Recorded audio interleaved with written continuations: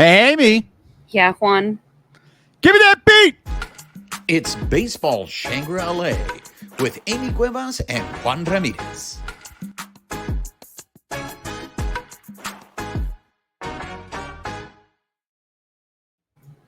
What's up, party people? She is Amie Cuevas. I am Juan Ramirez. You are listening or watching Baseball Shangri-La.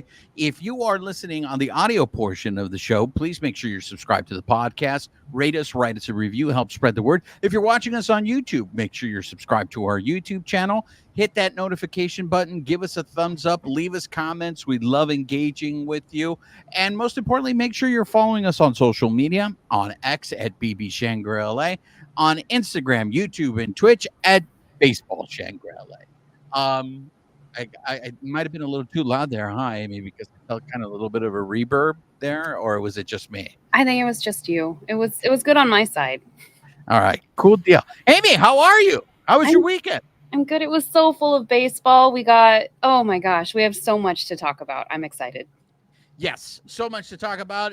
But before we get into it, I just want to go ahead and point out that we're a little late on this, but Amy, what is it? It's Women in Baseball Week. And technically, it started yesterday on Sunday, right? Yesterday. It will run through the 21st, which was yesterday on Sunday, through this Saturday on the 27th. So happy Women in Baseball Week, everybody. So we're going to do something a little different because it's a special week. It's Women in Baseball Week. So what we want to do is we just want to shout out some women that are in baseball. Ladies first, Amy, who do you want to give a shout out to? I want to shout out Kirsten Watson because she's amazing at what she does. We've both gotten to hear her story from her. She shared it out in other places. I've gotten to hear her talk at women's conferences, and she's just awesome. She covers the team. She came into the Dodgers not really knowing much about baseball itself, but she took a crash course and learned, and she is one of the nicest people. And every time we run into her, she's just smiling. She's really good at her job, and it's nice to see somebody out there that represents women so well on the field. So my shout out goes to Kirsten. I second that shout out because for those of you, I don't know if anybody remembers her first year working for Spectrum Sportsnet LA, I think was rough. I think is it fair to say I think she was treated a little bit unfairly. Everybody was comparing her to Alana Rizzo. I think it was a really tall order for her to follow Alana Rizzo. I mean, Alana Rizzo makes this job look easy. Alana Rizzo is very, very good at her job. And for Kirsten to come in and not only have to earn the players' trust at the same time, being new to it, and then on top of that, being constantly compared to Alana Rizzo, I think it was I think it was a shitty deal for her, honestly, to tell you the truth. But I think she handled it so well, and I have seen tremendous growth from her from that first year where she started to now. So, and you're right. And she's made it her own. She's because you can't, just like Joe Davis can't come in and be Vin Scully. She has made this her own, and she's done it with such grace. Like, she never ceases to amaze me. Just seeing her on the field makes me smile. You're absolutely right. She has made it her own, and it's tough because can you truly be objective with someone that you somewhat know? I mean, Kirsten has been very kind to me at my times at Dodger Stadium. She's been very gracious to allow me to interview her on more than one occasion. And like you said, yes, she's always been very kind to me. I've never had a bad moment with her. But I am trying to be somewhat objective in terms of how she does her job. But like I said, yes, it might have been rough that first year, but I've seen tremendous growth from her, and I think she's come into her own. And like you said, Amy, very well, that she has made it her own. I want to go ahead and recognize someone different, though, for my women in baseball. And I love doing this because I like embarrassing her. I like when she turns red and then she gets all, I'm shy. I want to recognize my podcast partner, Amie Cuevas. Oh. Because Amie, see, here it comes. Here it Okay. comes. All right, give me the sheepish. Here we go. Nervous laugh, sheepish smile. Uh, Amie and I have been. I mean, this is the first year of you and I doing the show, but we've worked together before, and we've covered games there at baseball. And I don't know if I've ever told you this, and I should have told you this, but I always admire your work ethic and your professionalism, and I'm not counting your knowledge of sharks or jaws in this, but just the way you handle yourself. And many, many times, Mama Cuevas takes care of me in the press box. She feeds me, she makes sure. But you also take care of me in other ways, in the sense of keeping me in check, because I do have the ability to wreck myself. And you always check me so I don't wreck myself. So you So don't riggedy wreck yourself. Yes. riggedy rag of myself. So I really appreciate that. But like I said, I kid with you about the keeping score. I can't tell you the number of people who listen to the show, who watch the show, who send me messages, who absolutely love the fact that you keep score. That think it. I mean, your love for baseball, your passion comes through. But like I said, I think you're very good at your job. I see how well prepared you are at the skate stadium during the pregame scrubs, postgame, with your interviews. You're very succinct, which is a gift that I do not have. And I just admire you greatly. And I just want to congratulate you on your Women in Baseball Week. For me, luckily on this show, every week is Women in Baseball. But I wanted to give you a shout out because I want to make you. I love seeing you blush and get all like, stop it, stop it. Aw, I know you're making me tear up a little bit, actually. So that's cool. Are, are you good? Are you good? Can I'm we good. move I'm on now? good. Yeah, we can move on. All right. Yeah. Uh, we're gonna keep doing this week. But I just wanted to go ahead and start that off. Amie, you were covering los Dodgers contra las Medias Rojas this past weekend. I Mhm. was not there because I was in Las beautiful Las Vegas in 114-degree weather. I then decided to go to the Arizona side of Lake Mead. I consider it a win because last year I think I had third-degree burns. And what a lot of you may not know is I don't tan, I stroke. So for me to come back and not have third-degree burns or not be looking like a lobster is absolutely a victory for So me. you used sunscreen like you're supposed No, to? a swim shirt. I wore a swim shirt, long Okay. sleeve swim shirt, and no burns. All right. My wife, Rash guard for the win. that's right. My wife's brother-in-law, however, cannot say the same thing, and he looked like how I looked like last year. So I just felt very well prepared. But anyways, you were there this weekend covering the Dodgers in Las Medias Rojas. Before we recap the series, because the Dodgers swept. I mean, what a way to start the All Star coming They the did? sec Just the kidding. second half of the season. They swept a team that actually was playing really well going into the All-Star break. But before we talk about the series, you were there talking to Roberts both days on the pregame scrums, and you have some updates for us. So let's start off with updates. I do, yeah. So there was a lot going on this weekend.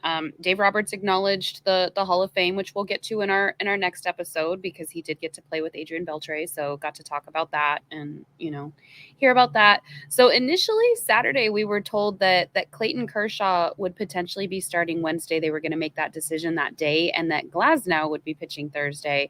And then fast forward to Sunday, and those days got switched. So actually, as far as the starting order today, we are going to see River Ryan debut today. So that got teased. Dave Roberts had nothing but glowing things to say about him. Basically, he has great compete, big stuff. He's a crazy athlete, and he won't scare off. So it should be interesting to see him. He'll actually be playing tonight. So we'll post this episode up right before the game starts. So you guys have something to listen to right afterwards. And then we should see, I believe, Landon Knack tomorrow. Glasnow will be coming off the IL and pitching on Wednesday, and then Kershaw will take the day game on Thursday.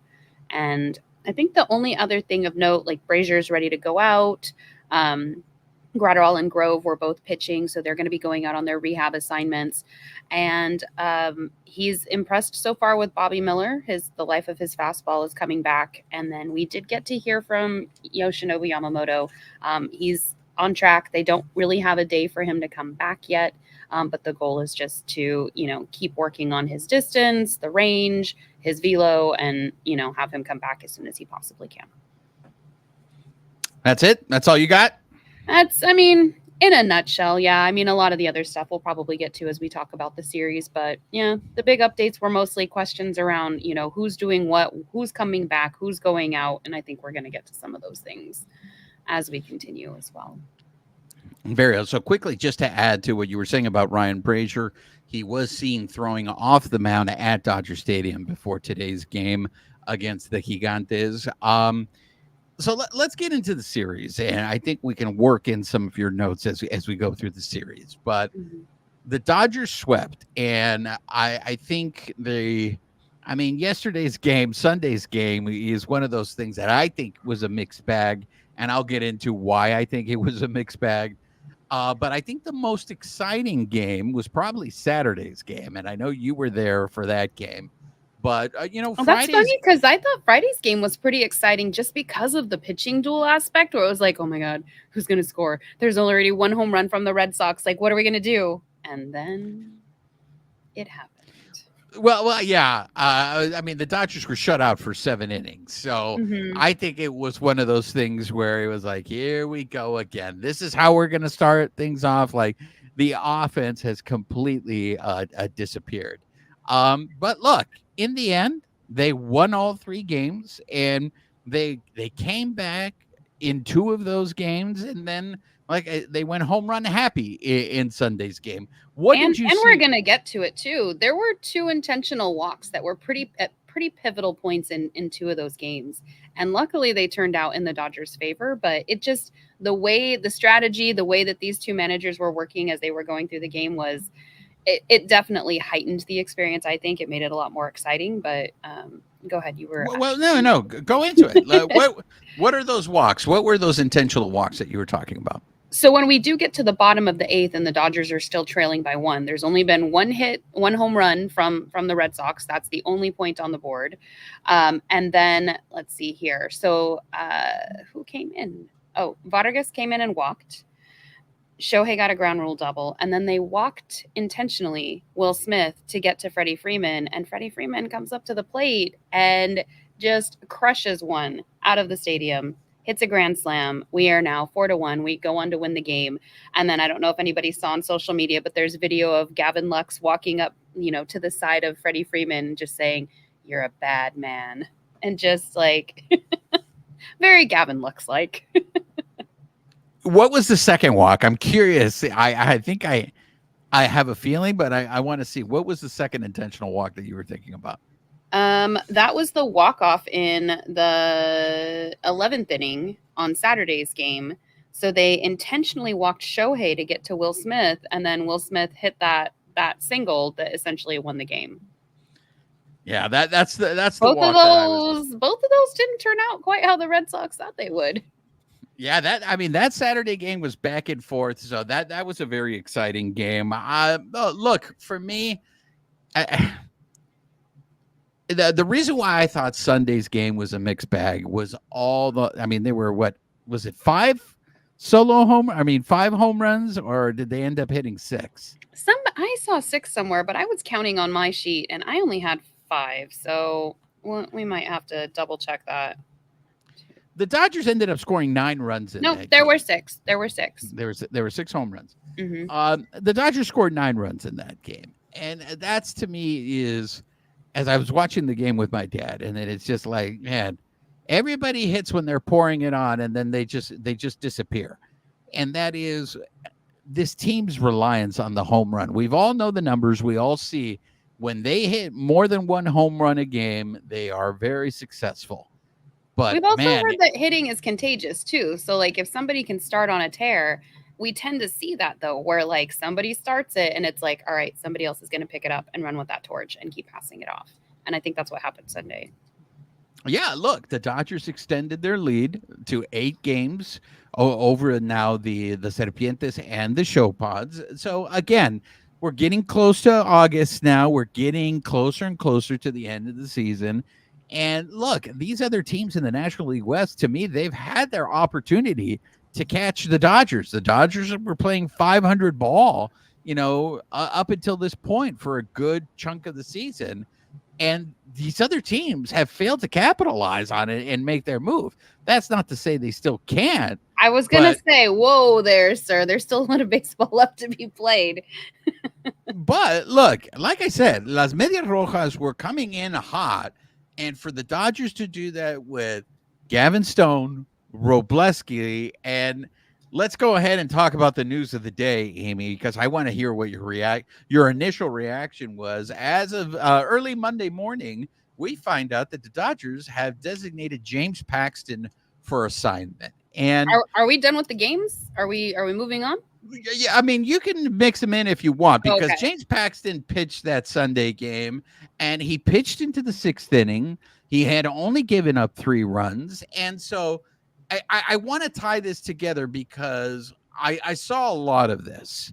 I myself was surprised that the Dodgers released James Paxton, only because they're always bringing somebody up to pitch. So I don't know that the Dodgers are in a place where they can get rid of pitching when they so desperately need pitching. And I still feel like there's a lot of question marks. We don't know how Kershaw's going to look. And if you go by what happened in his last rehab start, by the 4th inning, he was down to 87 miles per hour. Well, that's something that I did see on social media was, wait, you're getting rid of Paxton and not like maybe a reliever or like Johan or somebody else who might either, I don't know if he has any options right now, honestly, or if we would just need to DFA him, but do you want to he's a workhorse. Paxton comes in and he eats innings. And yes, he has been there's been an uptick in some walks, but he's come in and him and Grove have been pretty consistent for the most part throughout the season. So, but here's the thing about, I just want to follow up before you go on the eating innings, because this is the argument. This is the pushback that I get. Okay. The Dodgers got Paxton to eat innings. 100%. But when you look at his numbers, he's been averaging 4 2/3. And I don't think that's what the Dodgers expected. I think the Dodgers expected him to be pitching into the 6th inning into every game, because look, his ERA is 4.43. So the argument that I kept getting is he's not very good. And once everybody comes back, he wasn't going to be on the postseason roster. So eventually they were going to do this. They're just doing it sooner than later. I just wanted to bring that in, because if anybody's watching the show, I know they're going to sit there and they're going to tell Amie, before the preemptive comment comes in, they're just like, he's not eating innings, and Amie. No, you're right. You're right. And that's a valid point. And that was actually part of what I was looking at today is, even if he's not eating a ton of innings, he's consistent. So is he somebody like a Yarbrough that you can piggyback versus bringing in, I mean, Johan Ramirez has been going kind of back and forth. He's had some good days. He's had some rough ones. So in my thinking, especially because we don't know how Kershaw is going to perform, we're hoping that Glasnow is healthier now that he's gotten a little bit of a rest. But those two are still question marks, much like Walker Buehler and Bobby Miller were. When you're coming back, you don't come back and you're great out the gate. And if you are, that's awesome. Bonus for the team. But to have that expectation is not fair to those pitchers who are coming back from, and coming into, essentially we're getting ready for the playoffs, even though it's only July going into August. But we'll set that mentality aside. So not knowing how they're going to perform, I would want to hold on to Paxton potentially and have him just be maybe even a middle innings eater. Maybe he doesn't want to do that though. Maybe he wants to go be a starter on another team. I don't know what those conversations are, but I would prefer to have kept him at least for some kind of like Yarbrough role, and then kind of roll the dice and see what happens. I don't know. What are your thoughts? Well, the Dodgers technically have 10 days to trade him now that he's been designated for assignment. And of course, the names that I saw floated about there are the Baltimore Orioles or the Cleveland Guardians would love to have James Paxton. but it's actually less than 10 days because the trade deadline is July 31st. So if these teams want James Paxton as part of their postseason roster, that trade needs to happen before July 31st. And it is Mhm. July 22nd when the Dodgers officially went ahead and designated him for assignment. So it's less than 10 days that they have to make this deal. Now, what can they get for him? I don't know. The way that Dodgers are going this year, I'm sure they're going to probably try to get a reliever if they can, or if not, it's going to be a low end prospect. But I was just surprised by that. But I think what's going to happen also, Amie, is I think we're going to start to see a flurry of movement on the Dodgers' part. Not only because the trade deadline is approaching, but like you mentioned, Ryan Brazier, Bruce Dark Gratterall. You have guys that are starting to go on rehab assignments. And when they come back, they got to start making room for these guys. Mhm. And you mentioned a guy like Johan, and I know his name was all over. And be like, why didn't they DFA Johan?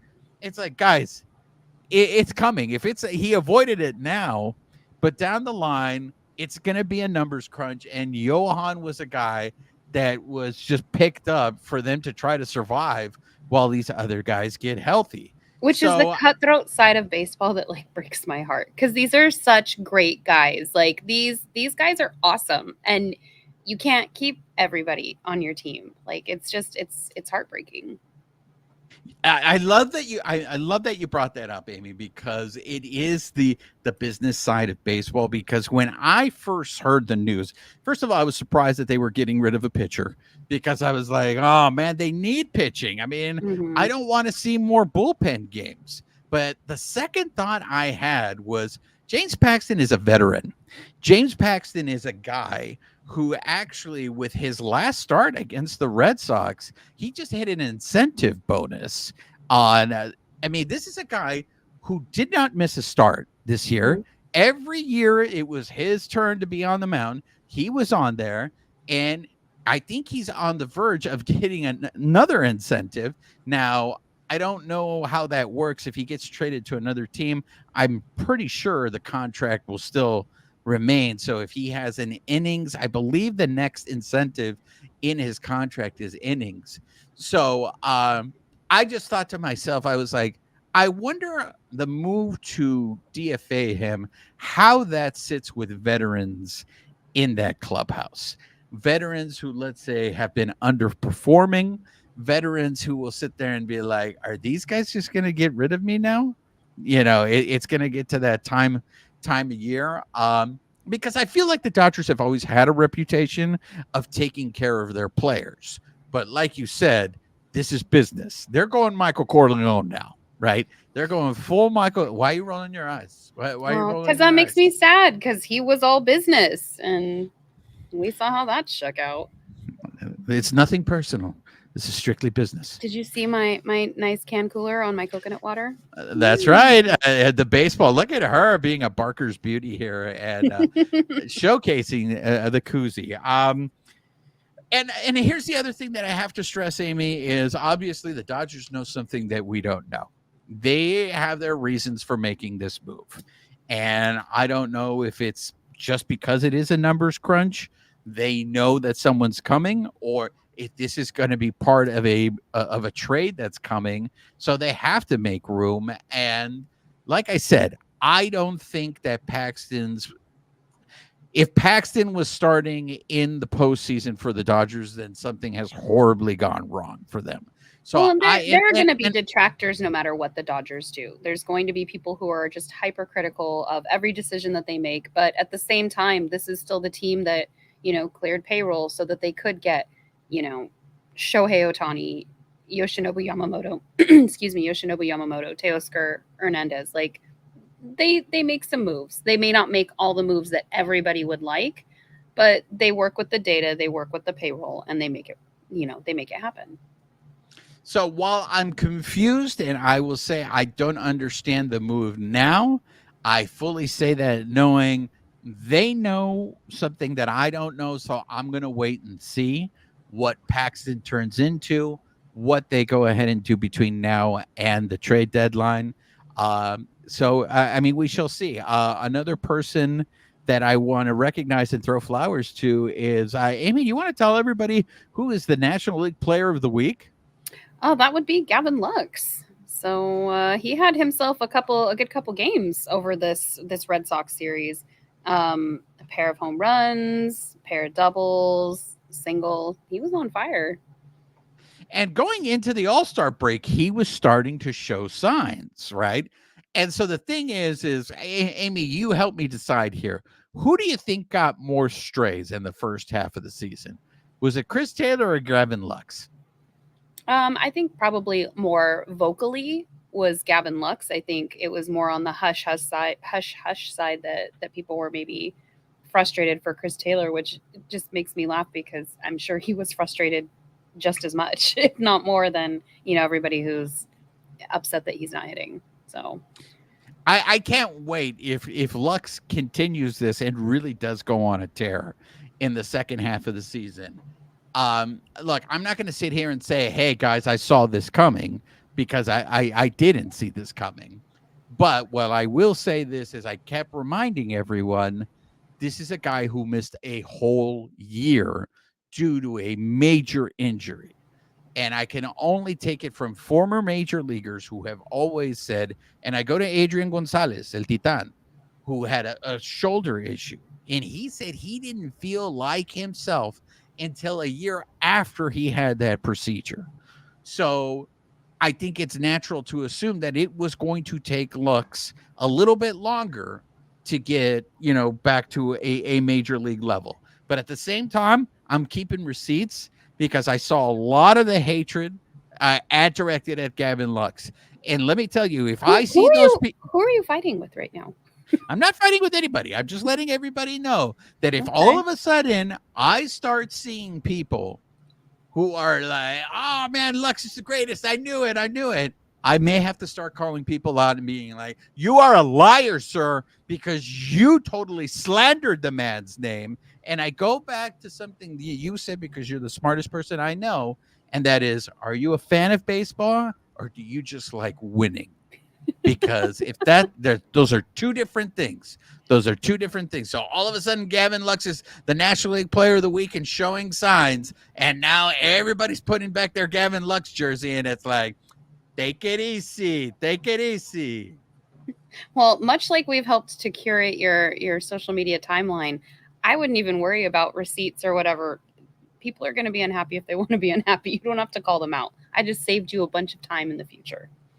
Thank you. I appreciate that.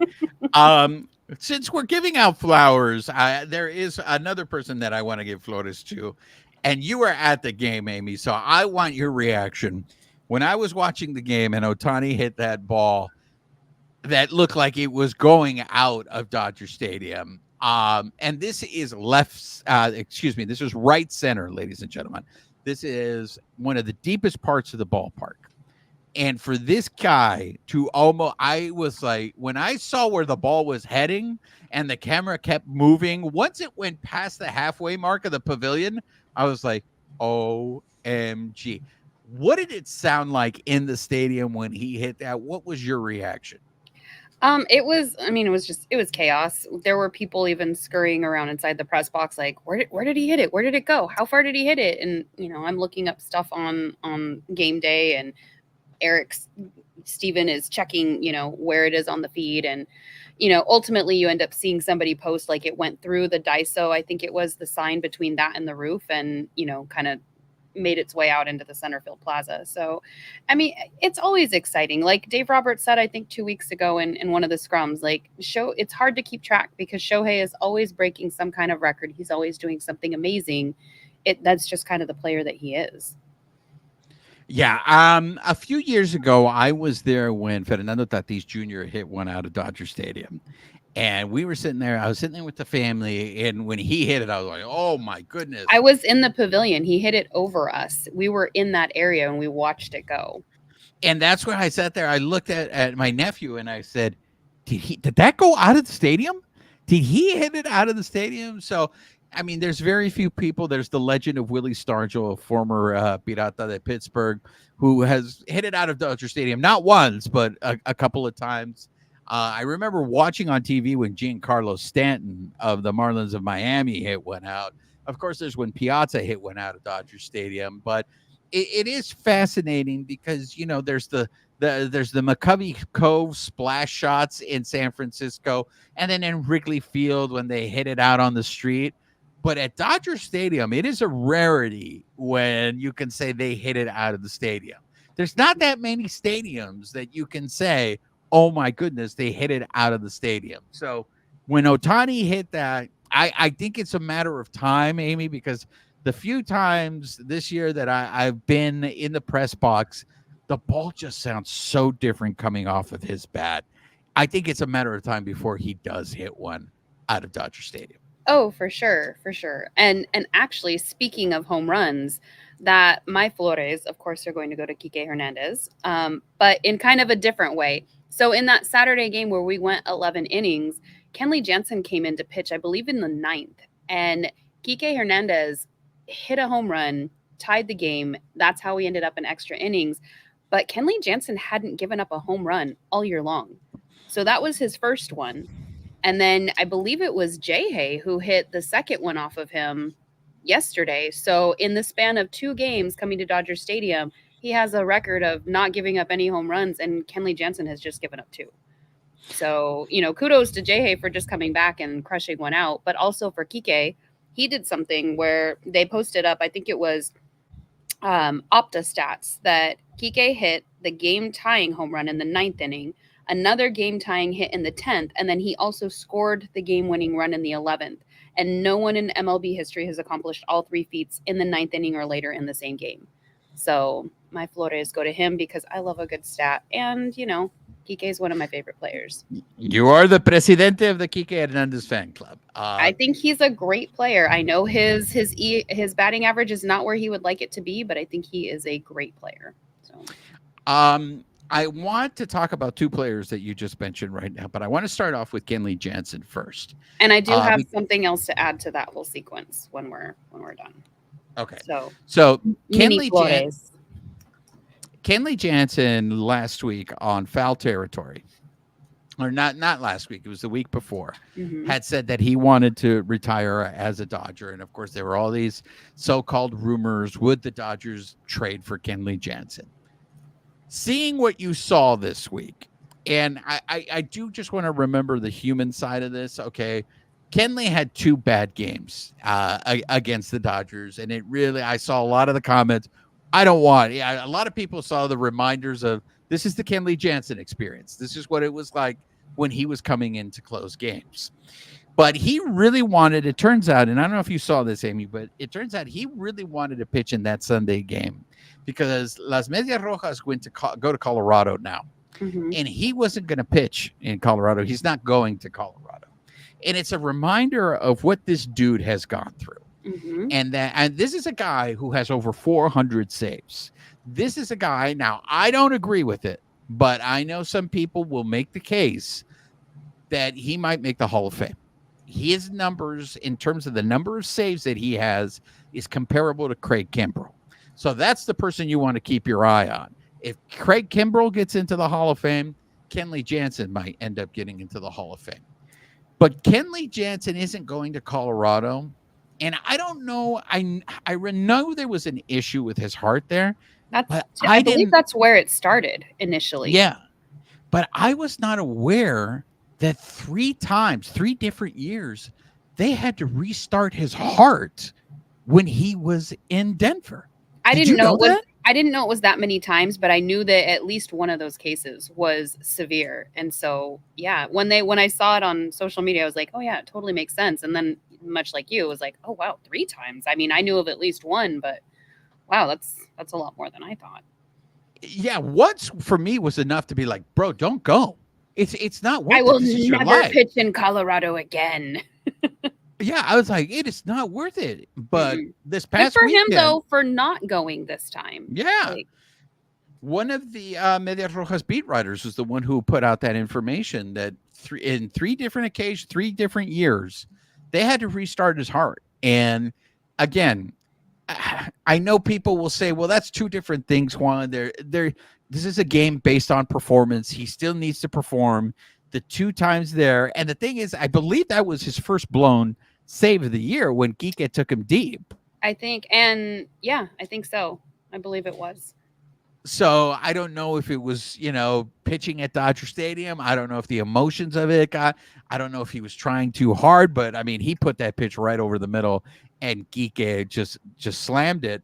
I will I say it was good to see him on the field before the games, just interacting with everybody. Like it was so, when you see old faces, it's just a reminder that these guys, while we talked about it last week, they are competitors on the field, but these guys are all playing the same game and they all move around teams. And it's so humanizing to see, like, people walking up, giving him hugs and just the smiles, because that's what it was all weekend long before the games. People were just smiling and reconnecting, and it was awesome. Yeah, I mean, this is the Dodgers' all-time saves leader, and it's just so interesting to me, the reputation that he has with Dodger fans. I mean, this guy gave 110%, literally put his life on the line for this team, and it is fascinating to me to see the relationship that fans have with him now. But that's the And business side of baseball with the fans. They don't have the money invested per se in like the payroll of the players, but they have the money invested into going in games and whatnot. And sometimes it feels like once a player has kind of reached their usefulness, they're no longer, they don't garner the same support as before. And I mean, I've been guilty of that. I've been frustrated with players before. Again, trying to like look at the game differently so that I can actually enjoy it. And you know what? It must have sucked to have those rough games. Like, we're going to get into it in a second, but Evan Phillips has been having a rough go of it. Seeing Kenley struggle these last 2 games is just a reminder that it's not just our team. So when we're coming down so hard on these guys, it's people across baseball. This game is hard. So you either love the game to watch it because you love the game and the beauty of it, or you love to watch it because you love winning, and there's nothing wrong with that. We're just probably not going to have a lot to talk about. Not me and you, but I mean people who have that mentality, and that's okay. We're all allowed to watch games differently. That being in mind, another player that's been catching a lot of strays since the Dodgers picked him up was Kevin Biggio, and he came in, and much like you're talking about how much the Dodgers love the long ball, and that's what we played on Sunday.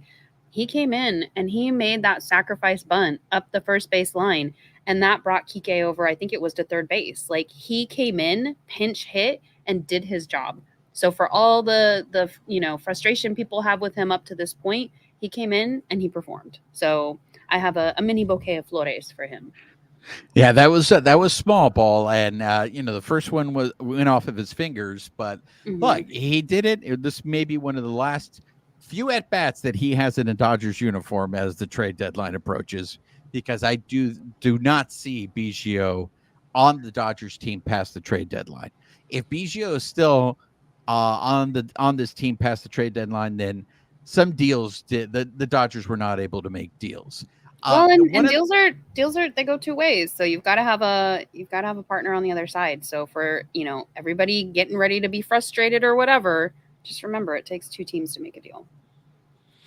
Before we go to Gavin Phillips, I do want to transition to Gavin Phillips? I'm sorry, Gavin Phillips. No base running error. It got caught. Go back. Evan Phillips. I just combined Biggio and Evan. Before we talk about Evan Phillips, I do want to go back to Kike in the sense that Kike had a nice weekend. He hit the home run. He got the game tying base hit. Miguel Rojas, we don't know what's happening with Miguel Rojas in the sense that he was pulled out of that game, and what was being reported was forearm tightness.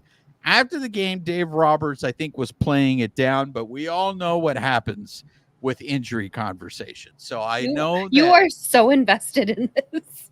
Well, no, because we'll know when we know. Well, here's the reason why I'm asking you this is because Roberts already said that Rojas is going to be down for a few games. So if Rojas is going to be down a few games, then to me, that means Geek is your shortstop, right? Geek is going to be playing shortstop.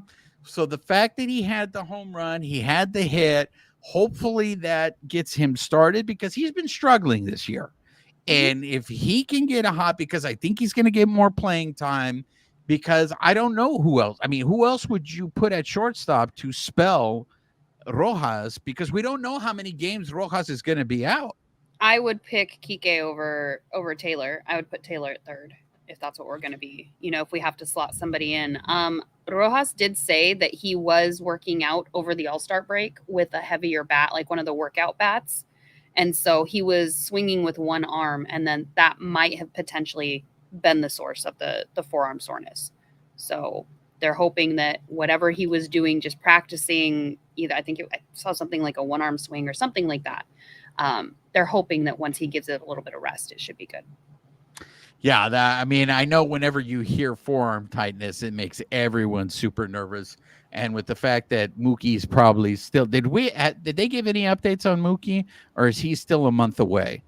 No, they didn't give any timelines. I know he's been out there. I think he was out there playing catch when I got there Saturday or something like that. But no, there's no definitive timeline on him right now. All right, let's talk about Evan Phillips. And you set it up so beautifully by comparing what Kenley Jansen went through in Los Angeles. Evan Phillips, we started seeing a sign of this before the All-Star break in Detroit, and he had a rough series against Las Medias Rojas. Now, one of the things that was mentioned during on the Dodgers radio broadcast, and they might have also mentioned it on television, was that the Dodgers had pointed out to Evan Phillips that he was relying too much on his cutter. And so I think he was trying to work his sweeper in more and his slider, but he was getting like the balls were just right over the plate. And Sunday night's game was a little nerve-wracking to tell you the truth. But what have you seen with Evan Phillips? What did you hear about what Evan Phillips is going through? Is this a mechanical thing, or are we starting to question, is Evan Phillips healthy? I didn't hear anything, but didn't we have a little bit of a challenge of this at the end of last year as well, if I remember correctly? Like he had some trouble at the end of the year. So I don't know if this is just a bout of that happening right now. I didn't hear anything while I was there, but obviously he's had against the Tigers, and then now in this case, a little rough go because he gave up, 2 runs and then walked 2, and I'm trying to think of how the other person got on base, but essentially loaded the bases before he was pulled out. So he only pitched a third of the inning, but had some traffic on the bases. In terms of closing out games, I think the Dodgers are in good shape because they have Daniel Hudson, they have Blake Trinan, they've used Vesia to close out games. So if Evan Phillips needs, go ahead. Do you think that's in conflict though? Because and I don't know where I'm going with this question. It's just kind of free forming out. But Dave Roberts has said earlier in the year, Evan Phillips is our closer. We're not doing closer by committee, but at this point, it's kind of what's best in each game. Is that something that you're starting to see as we're going later into the season? Honestly, I feel like that's the way baseball's been trending, and it's been like for a while with the Dodgers. Because if you remember, before Evan Phillips went into the closer role, they had him in the so-called fireman role that, whenever if he was late in the game and the heart of the lineup was coming up in the 8th inning, they were using him in the 8th inning. He was aces in those situations. Lately, it's been a little, again, it's a little bit more like the end of last season where it's a little shakier. Yeah, so I really don't. I guess what I'm saying is if he is getting into his head because the Dodgers are telling him, hey, you're relying on your cutter too much, and now it's affecting his pitch selection or it's affecting his mechanics, then maybe he needs a time to figure out what's going on and giving him a little break, especially if some of these guys are going to start coming back, like Ryan Brazier. I mean, somebody I want to give Flores to is Joe Kelly. Joe Kelly just came back, and he came into a situation, and he struck 2 of the runners out. Yeah, baseball is not show boring. My baseball isn't boring sticker. He came in there, and he shut up. The Red Sox were threatening. He struck them out. He got them out of the inning. So it's something to keep an eye on because, as I said, we saw signs of it before the All-Star break. I think before the All-Star break, you chalked it up to fatigue. But as I said, he had a bad series against Las Medias Rojas. And so if it is fatigue, that may be affecting his control, and that's why those pitches are being left over the middle. My concern is also he's not putting hitters away. He's getting 2 strikes on them, and he can't finish them off. Well, and So that's what happened in that game. Vanasco set it up, but Phillips he got a couple runs against himself too in that close game where we ended up losing to the Tigers that Saturday. So it was a similar situation as this, where, I mean, if not if what you're saying is true, I believe you. That's not the right way to start that sentence out. I had not heard that was the case, that they had given him some feedback. So with that happening, like, obviously you're going to be a little shaky in those situations. Like, whether you get a new thing at work or something else, you're trying something new, there's going to be some flux in those situations. It's just unfortunate. There's no other way other than in real time to play that out. Like, and they get to play it out in stadiums full of 48,000, 50,000, 55,000 people. Like, that's the downside of this game. I mean, it's something to keep an eye on, because I do think, as I mentioned, we're going to see a flurry of moves in these next 2 weeks by the Dodgers. So I am curious if this continues with Evan Phillips, if Evan Phillips is going to find himself on the IL to try to figure out, what's going on. Look, we're getting into August. I'm hoping it's not a health issue, but we shall see. I know you said there was something that you wanted to get to. So before we wrap things up, did I just totally make you forget? No, I think we already got some of it. I think we got to when we came back to it, like Joe Kelly coming back in, hadn't played a game since May. We got Jay Hay back. We referenced that. He came in strong in that game on Sunday. Unfortunately, with him coming back, James Outman got optioned back down. So we won't see him right now, but hopefully we'll get to see him later in the season. And how about that great catch by fellow Stallone Club member James Outman, crashing into that wall? That catch was amazing. Like, just the whole crowd was like, ah! It was awesome. It turned out to be the different because that would have led to a Red Sox run, and who knows, maybe the Dodgers aren't able to pull it off on that game. So River Ryan, as Amie mentioned, is going to be making his debut against the Gigantes tonight. So we're going to be dropping this episode before that game starts. We'll follow up next week on how River Ryan did, and let's see how long River Ryan stays up, considering now that the Dodgers have DFA James Paxton. They're down a starting pitcher. Whoa, Prince of Darkness. Well, I mean, I'm curious. I mean, because they need at least 5, right? They need at least 5 starting pitchers. You got Landon Mack, Gavin Stone. I know Kershaw's coming back, and Glasnow's coming back, and then there was James Paxton. So is Robleski going to be that 5th guy? Is River Ryan just coming up for just a start? And curious because there's high expectations for River Ryan, and even isn't fair. Like it's so, these guys come up and they've done a great job. They've earned their spot up here, but it's just so frustrating that they come in with all this pressure on their shoulders instead of just being able to like perform. That's what happens when you play for the Dodgers. Expectations is a real thing. So that's going to do it for this episode. Amie, anything else you want to address before we wrap things up? No, just a reminder, we'll see Glasnow on Wednesday and Kershaw will start on Thursday. So it'll be interesting to see how these games shake out. So that's going to do it for this episode. If you've been listening to us on the audio portion, please make sure you're subscribed to the podcast. Rate us, write us a review, help spread the word. If you're watching us on YouTube, make sure you are subscribed to our YouTube channel. Hit that thumbs up. Hit that notification button. Leave us some comments. We'd love engaging with you. And most importantly, make sure you're following us on social media, on X at BB Shangri-La, on Instagram, YouTube, and Twitch at Baseball Shangri-La. She is Amie Cuevas. I am Juan Ramirez. Nos despedimos con un beso. Amie, say goodbye to the people. Goodbye, people.